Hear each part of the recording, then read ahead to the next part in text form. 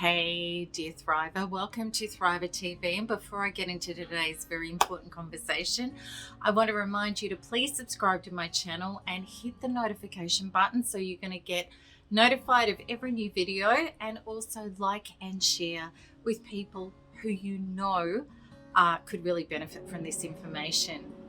Today's conversation is a very important one, and the reason it is because a lot of people don't realize what's going on with why narcissists enmesh with people so much. And over the years, a lot of people have said, but Melanie, if they really just destroy relationships and disregard and abuse people, why do they seek them out? Why do they want relationships that are close? Why do they even want to get married? And it's a really good question, because on the surface it doesn't seem to make sense. And also too, people can get very confused because this person is saying, well, I love you, I want to marry you, I want to stay married to you, you're the only one I wanted to marry. And you think, well, maybe you're not a narcissist. Okay, let me take you into a deep dive as to what is really going on here in the narcissist world, why they need to enmesh, and who you are in the enmeshment to them. Okay, so a narcissist, we need to step back into what created narcissism. And it can be nature, it can be nurture, it can be a combination of both. But somewhere along the path, whether or not they were born this way, this person has submerged their inner being. They've decided that, as myself, I can't get my needs met. I can't be safe in the world. I'm not going to be able to escape, whether it be neglect, abandonment, rejection, or abuse. And therefore, I want to create a fictitious self, a false self, that I'm going to live my life through. So this fictitious self, we could call it the ego or the false self. But what it is, it's a fabricated character of who the narcissist would like to be. Omnipotent, powerful, sexy, intelligent, superior, whatever that is. And it's a fragile construction. It's very, very fragile. And the reason being because there's no inner solid substance underneath it. It's an act, if you like. And because there's no solid substance, this person doesn't have their inner peace, their inner wholeness. They really are incredibly dependent on what's happening in their outside world, mirroring back to them who they are, because they don't have a solid, well, I am, and I'm not too worried about what people do or don't think about me, because I know what I think about me and I'm solid within myself. You see, a lot of people think that narcissists are very confident, strong people, but they're actually not. They're actually incredibly insecure and weak and fragile. It's all a front. So with this front, a narcissist requires attention and feedback from outside of themselves. They don't know that they're important or worthy unless somebody else is giving them the attention that allows them to know this. So the most important thing for a narcissist is narcissistic supply, which is feedback from their outside world to give them the knowing that they literally exist.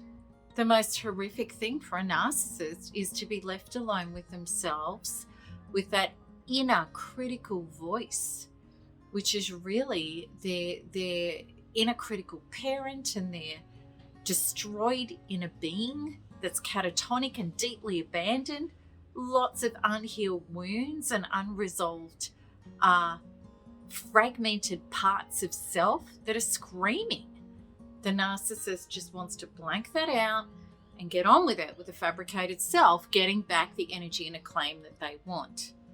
So at the start of a relationship with a narcissist, for them, it's very much about securing narcissistic supply, which means a person in their life, which really is a prop.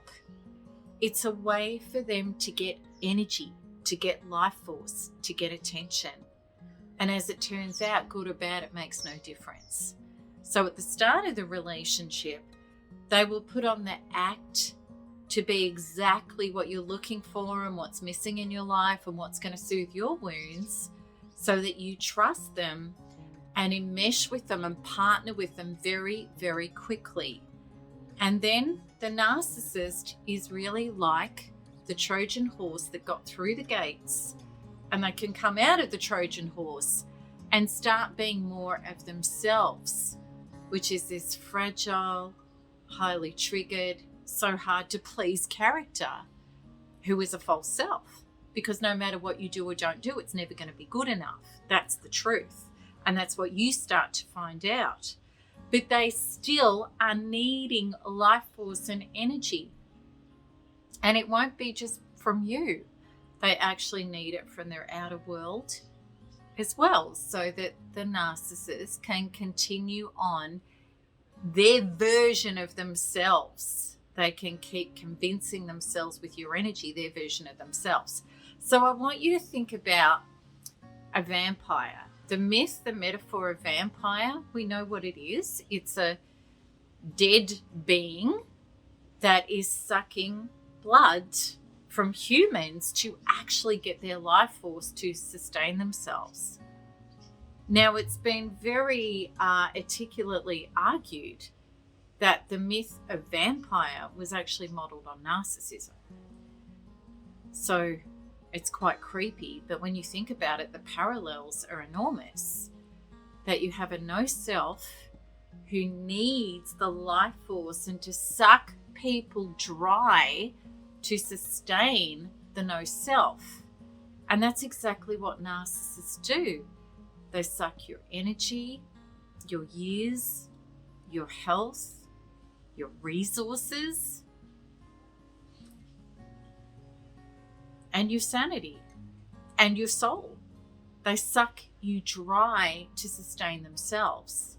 So to take it a step further, think of a celestial black hole that's out there in the galaxy, and it's sucking up planetary bodies and other stuff. It's sucking it in, and it doesn't matter how much it sucks, it's still a black hole. And it is the same with a narcissist. No matter how much they suck from the outside world, they still keep coming up empty. They still don't have their peace and their inner solidness.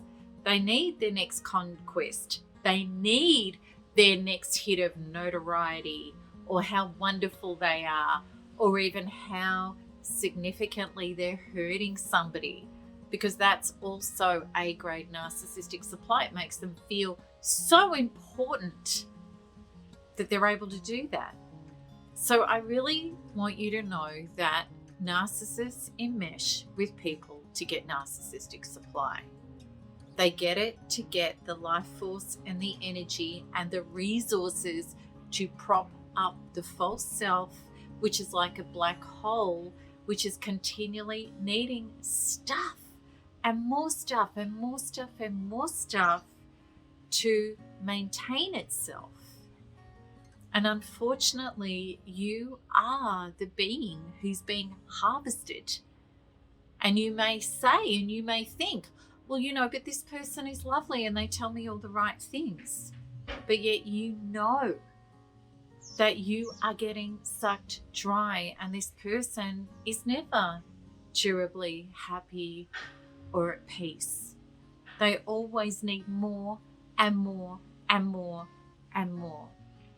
So I hope that this has helped explain it in simple terms to you about what's really going on. And I really want to reach out to you that if you are going through the horrors and the traumas and the being emptied out of narcissistic supply, as narcissistic supply to a narcissist, I'd love you to sign up for my free course. It's a 16-day free course, and we've had thousands and thousands of people from all over the world who really have received a lot of relief and a lot of answers, and start to get your clarity, your sanity, and your life back. So check out the link with this video. We'd love you to be a part of this community, so that you're not just learning about narcissists, you're learning how to truly heal and recover from them.